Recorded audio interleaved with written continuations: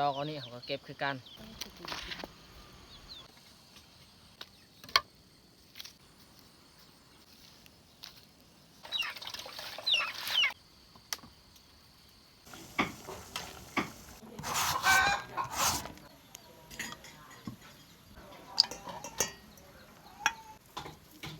สุปยอดมันใส่เจียวมะงา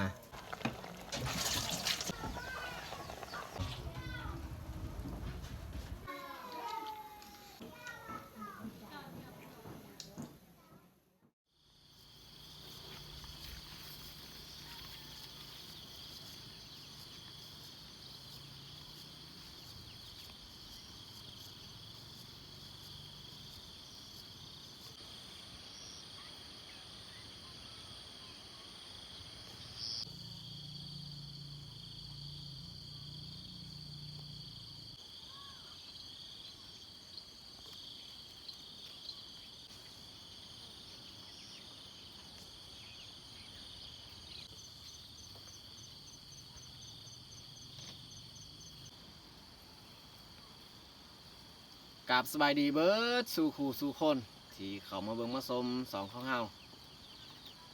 สำหรับวันนี้ข่อยก็พาเมียขึ้นให้ขึ้นมาเก็บพืชผักจากให้นี่แหละเพราะว่าอยู่บ้านกับบุมีผักที่เขาจะกินแล้วน้องเคยกับน้องแยกนี่คอยใส่ให้ข้าเจ้าไปยามกับกับที่คอยกับเมียใช้ไว้ในแคมป์อันส่วนมักนัดให้ข้าเจ้าไปยามตั้งแต่เช้าคือกันเขาออกพร้อมกันจากเฮือนเมื่อกี้แล้วโอเคแต่ทุกคนติดตามเบิ้งติดตามส้มกับพวกเฮาได้ในวันนี้ไปก่อน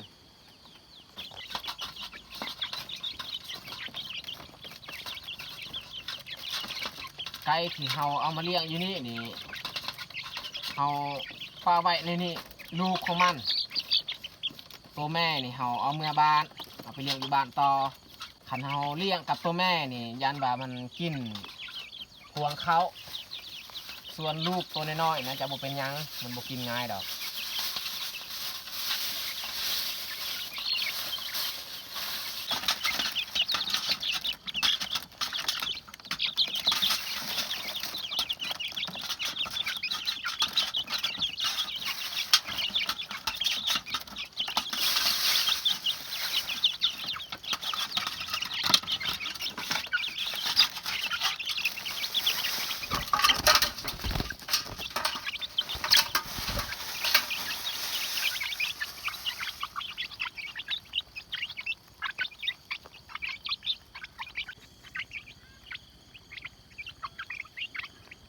เด็กๆเนี่ยอยากล้าง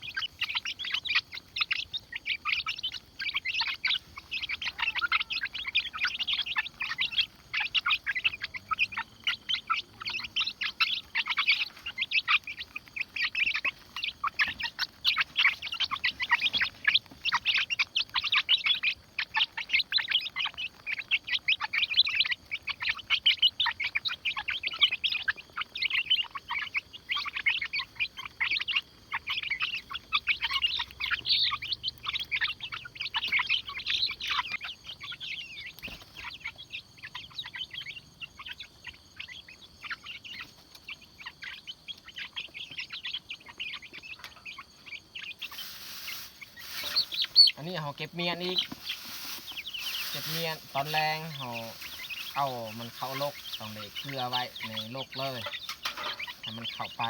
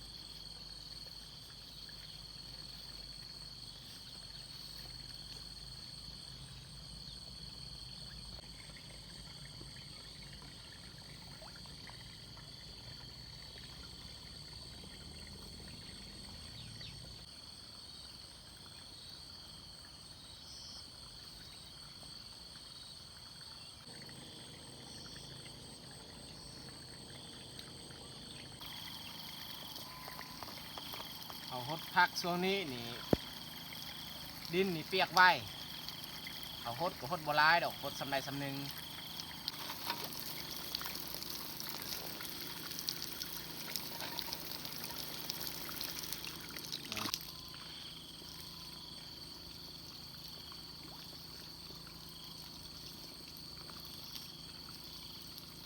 นานพักอยู่นี่นี่พักนี่ให้ไปมดมันกัดกิน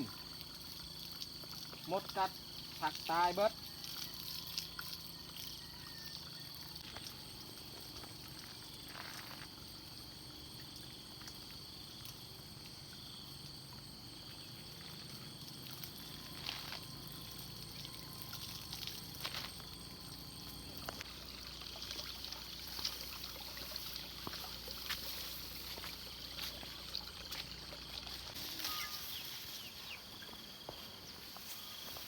พาเมียออกไปเก็บยอดมันผักอย่างอื่นนี่บ่มีหมักบวบก็มีอยู่หลังคาเทียงใส่ว่าบ่หลายก็ต้องได้เก็บยอดมันผักที่เฮาปลูกก็ยังบ่ทันใหญ่บ่ฮู้ว่าเฮาสิได้กินหรือบ่มันแต่มดกัดกินตลอด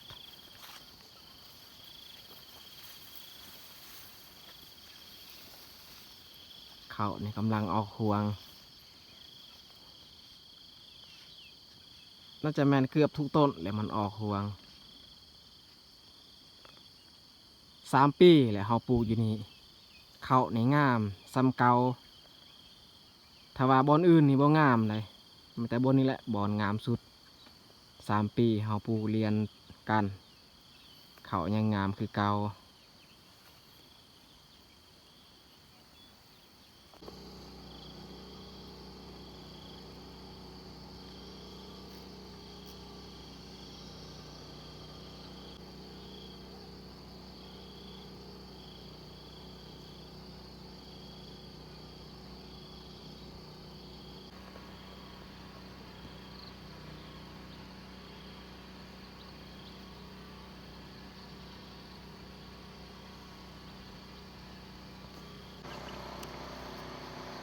เขาเก็บเอานี่แมนยอดมันไทย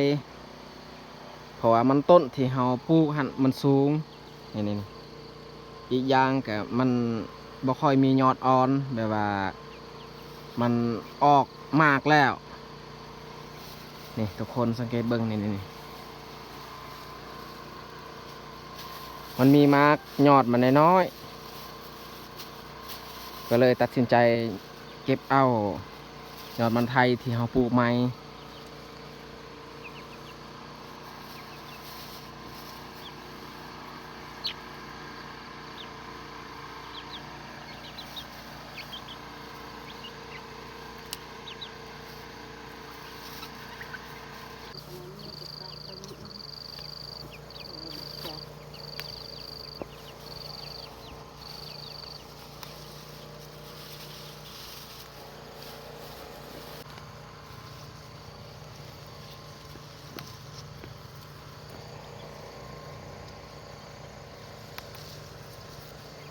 อ่ะ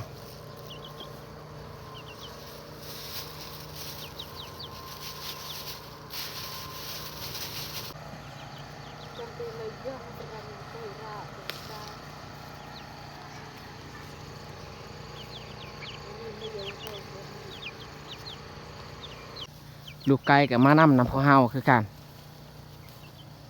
พวกเฮากับบ่ได้เสียหญ้าถ้าว่าเฮาเสียหญ้ามันก็ไปนำกินอันแมงที่มันอยู่ในดินยอดมันก็น่าจะได้หลายแล้วซ้ำเฮากินคาบหนึงนี่แหละ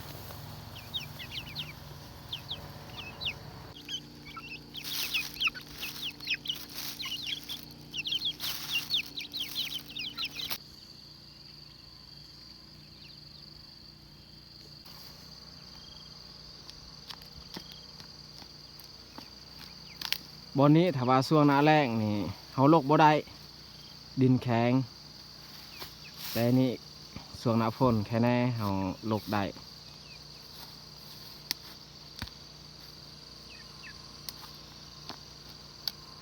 ส่วนหน้าฝนก็ยังอยากลกยาก เพราะว่าหญ้าโตอันนี้แหละหญ้าที่มีแบบหากมันยาวๆเฮ็ดให้เวลาเขาลกมันก็ค่อนข้างยาก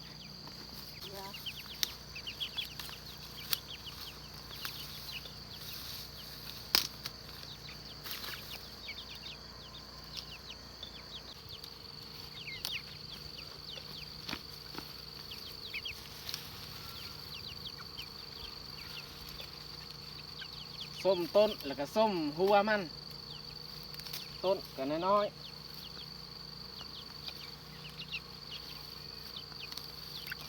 ตัวนี้ตายไปซื้อสิหาเบิ่งต้นที่ค่อนข้างใหญ่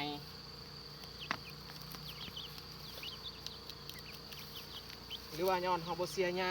โตอันนี้ออกบ่นี่หญ้าตัวนี้นี่เป็นหญ้าที่เฮาเสียก็ค่อนข้างยากหากมันยาวขนาดเลยโอ้ขาดพุด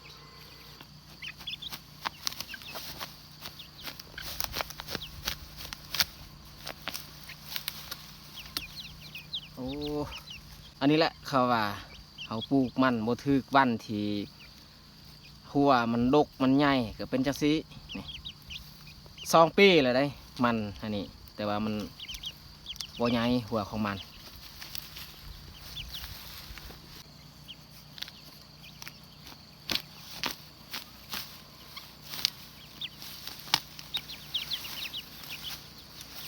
โอ้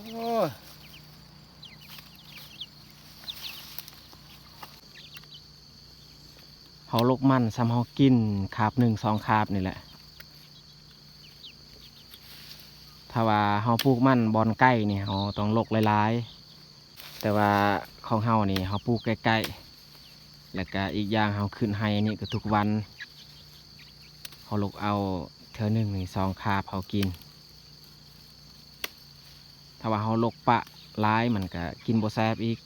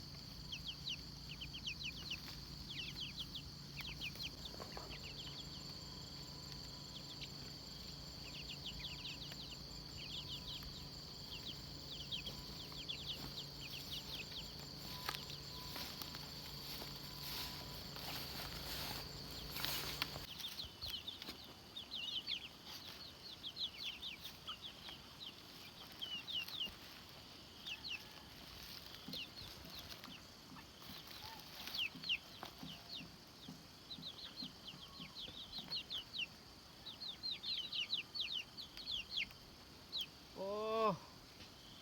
หมากบวบที่มันเริ่มมีมากมันก็เน่าอีกดอกอันนี้เขาก็เก็บคือกัน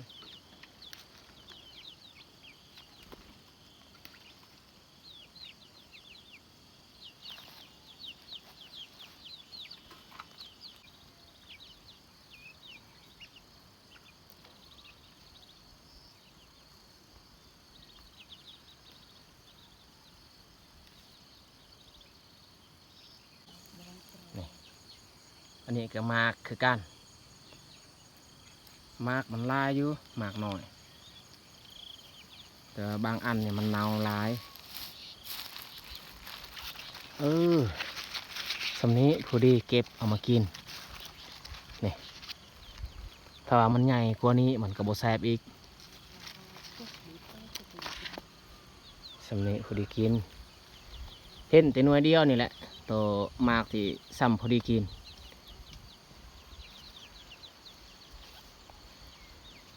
เมียขุดเอาคาอยู่ลุมครับคานี่3 ต้นเอาปลูก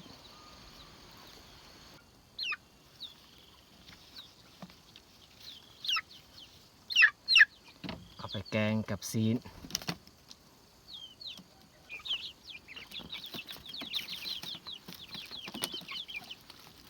ยัดใส่ทุ่งยอดมันบนเดียวเลย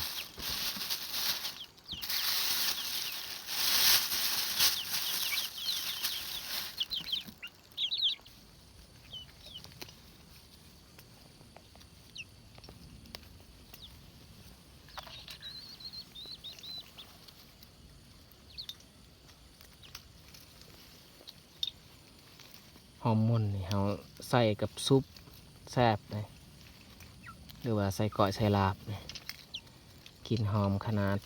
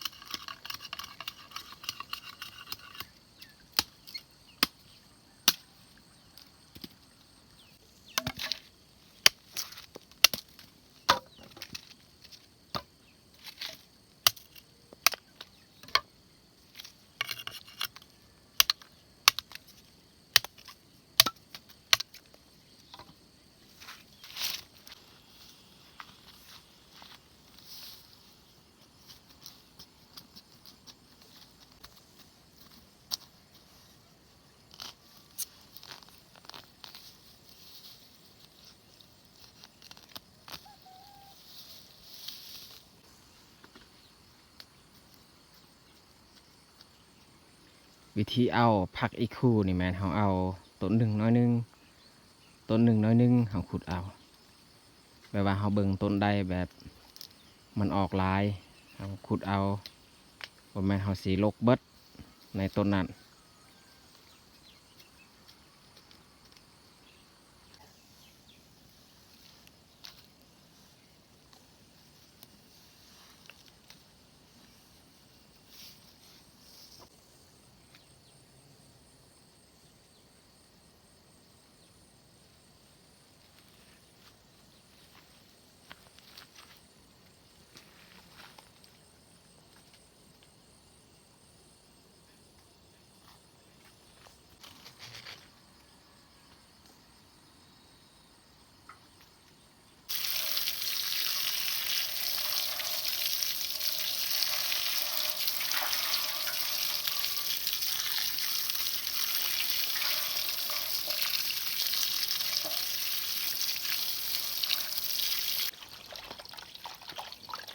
ผักหอมที่เขาเก็บก็มีผักอีคูหอมบัวคาฮอร์โมนแล้วก็อีกหัวสิงไข่อีกเขาสิเก็บจะหน่อย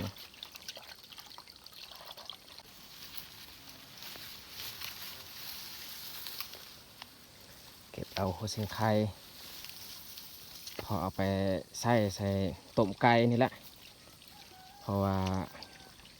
ไก่เขาก็ซื้อแล้ว3 โตเขาซื้อไก่สำหรับน้องเย่งกับน้องเคยนี่แหละเอาตอนฮับบอกให้เข้าเจ้ามานอนอยู่เฮือนเฮา2 คืนมื้ออื่นจึงคอยกลับเอาล้างเลย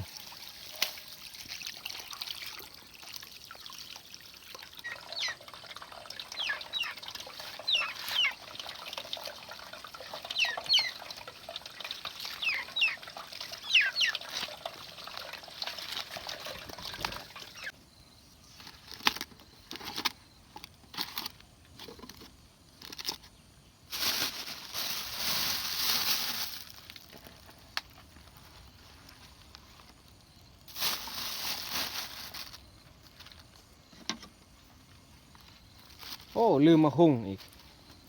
ไปเก็บมาหุงก่อนพอเอาไปตำส้มมาหุงเนี่ยก็ใหญ่แล้วเก็บเอาหน่อยนี่ซะ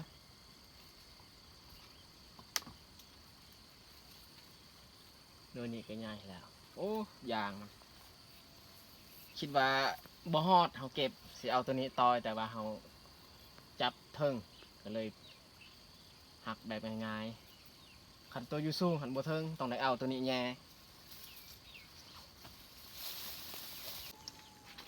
ไปกลับบ้านบัดนี้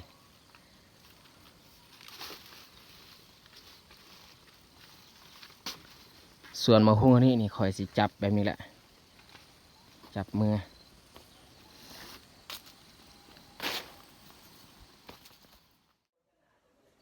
ตอนนี้พอเฮายางมาจากให้ก็ฮอดเทือนแล้วและสำหรับผลงานที่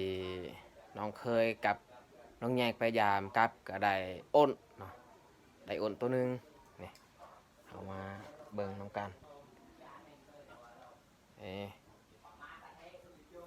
เฮายามหลายครั้งแต่มันบ่ถึกน้องเคยกับน้องแยกพยายามมันจึงถึกส่วนอ้นตัวนี้นี่แมนตอนแรงเฮาจะเฮ็ดกินตอนเที่ยงนี่บ่ทันเนาะเฮ็ดอันของกินอย่างอื่นไปก่อน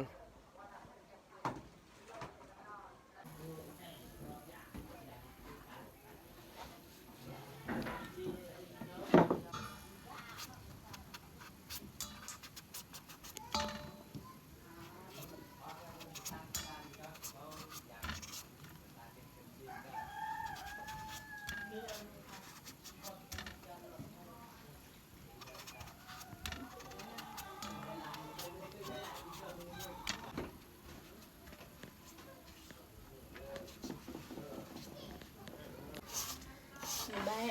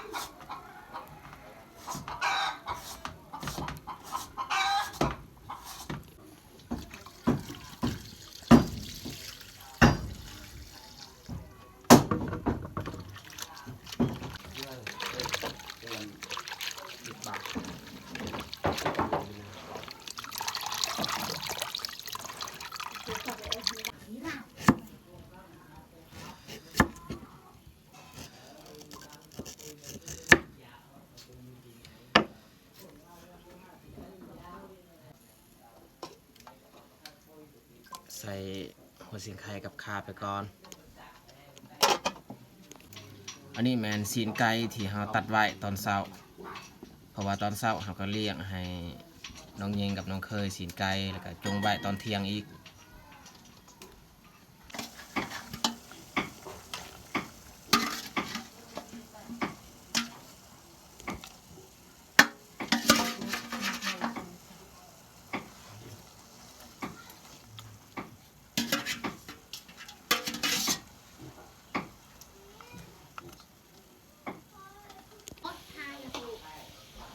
ใส่ใบมะขาม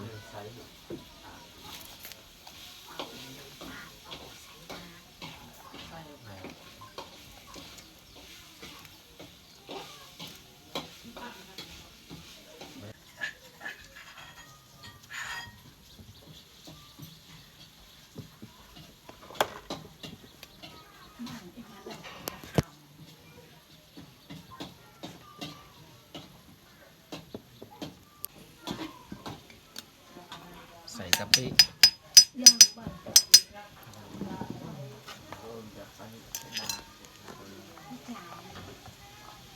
เทียมส่วนอันนี้แมนเราต่างมะนาวหมากสมโอ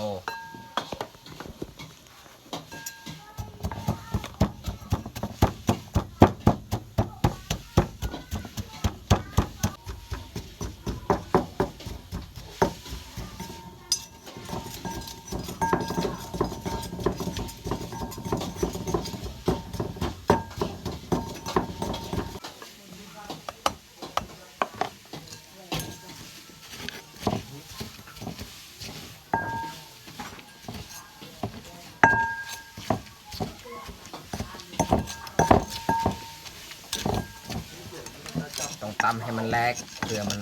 ออกน้ำคือมันส้ม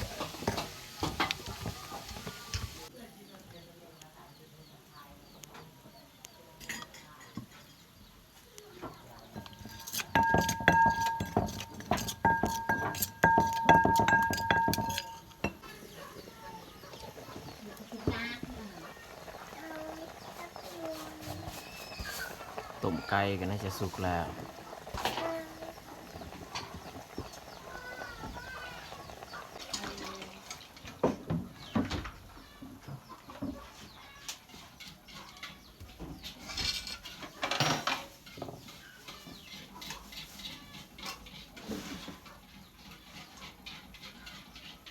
เขาตักซีนไก่ออกใส่ถ้วยเลยครับใส่น้ำมันนี้ต้มอันแกงของเฮาอีกแกงยอดหมักบวบ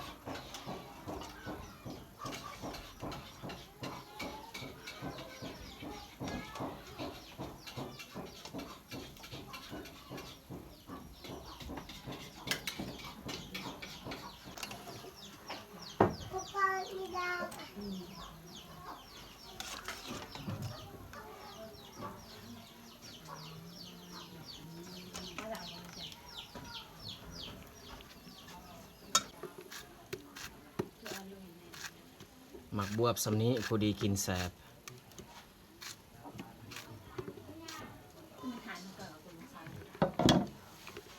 ยอดแล้วก็ดอกมากของมันปนกันเลยอันนี้นี่แมนยอดมะอึตัวมือวานนี้หอมแกงผสมใส่กันเลย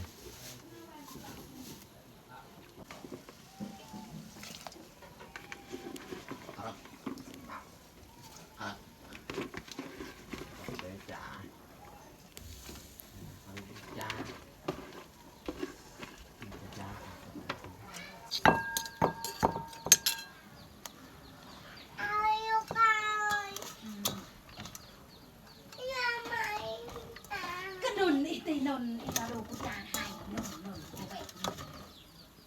อยู่เอาดูไปเอาขึ้น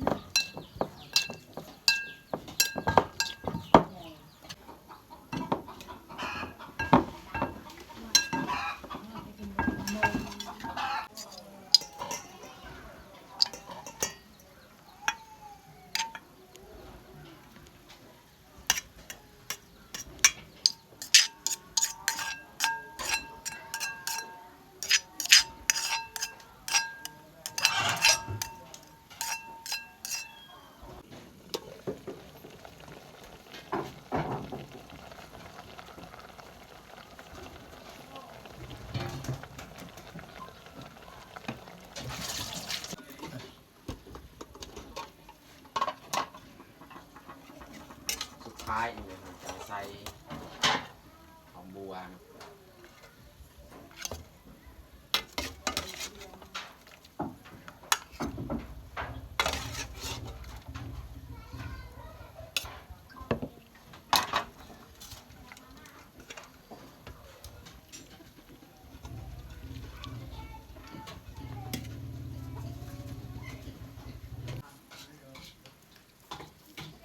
ซุปยอดมันใส่เจียวมังงาส่วนผักหอมนี่เมียใส่แล้วหอมบัวกับหอมมน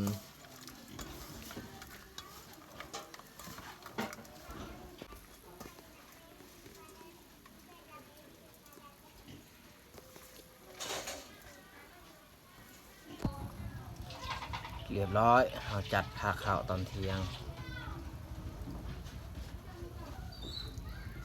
ส่วนอันนี้แมนของกินตอนเช้ากับตัวนี้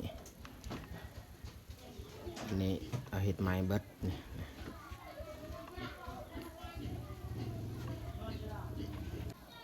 ตอนนี้พวกเขาแกขึ้นมากินข้าวอยู่ทางเฮือนไงเพราะว่าอยู่เฮือนครัวฮะมันฮอดเอามากินข้าวเที่ยงแล้วกันกินส่วนอ้นนี่แมนตอนแรงเอาเห็ดกินแล้วก็อ้นนี่แมนเขาจะบ่ได้ให้อันน้องเคยกับน้องเยงกินน้ำเพราะว่าบ้านเฮานี่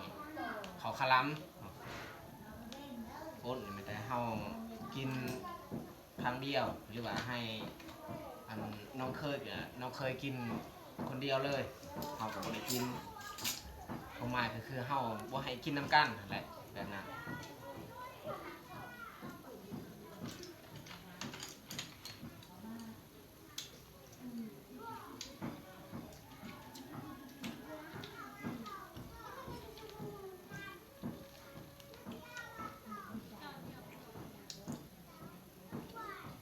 หวานก็หาไปจ้ามันอยู่กันไหลโดน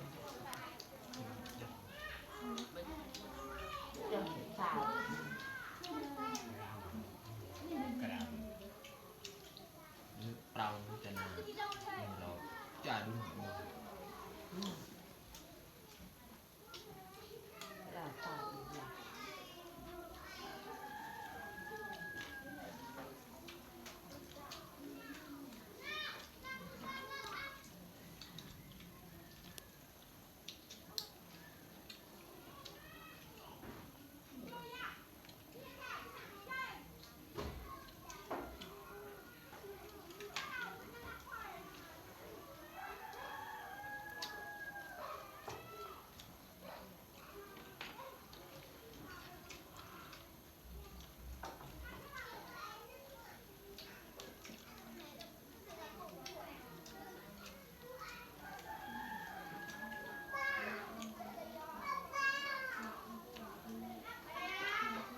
ไม่รู้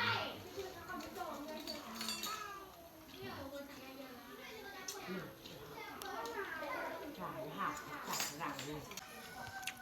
นี่เราทำที่ขายเราจะน่าตัวจ่าเป็นยังจ่าเยอะกว่าค่ะ แล้วเรากับอาการ แต่งรู้จ่าที่เราค่ะจ่า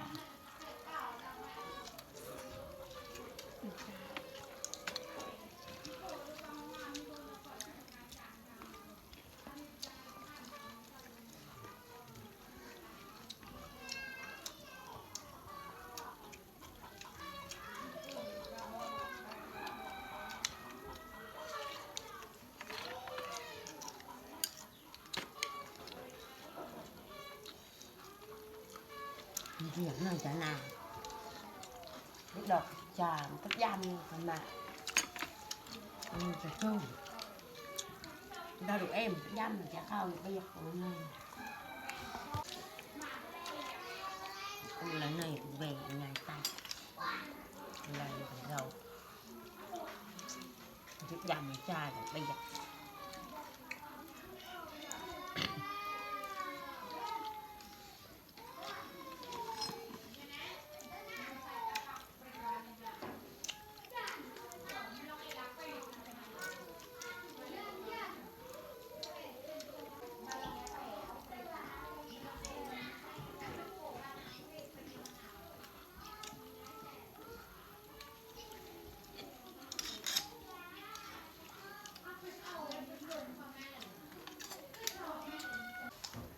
cả hệ